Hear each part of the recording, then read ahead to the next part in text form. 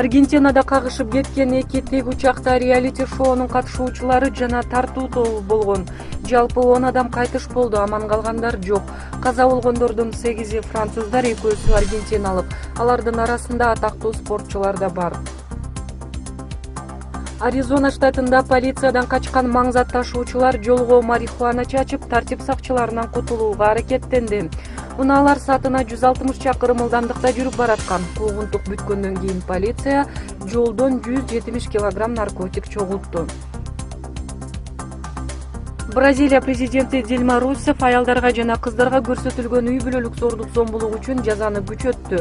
Мыйзамга ылайык турмуштук тер чатактан аял өлүмгө дуушар болсо, кылмышкер 30 жылга чейин эркинен ажыратылат. Эгер курмандык кош бойлуу аял же 14 жашка чейинки кыздар, кары картаңдар болсо, эркинен ажыратуу мөөнөтү мындан да узак болот.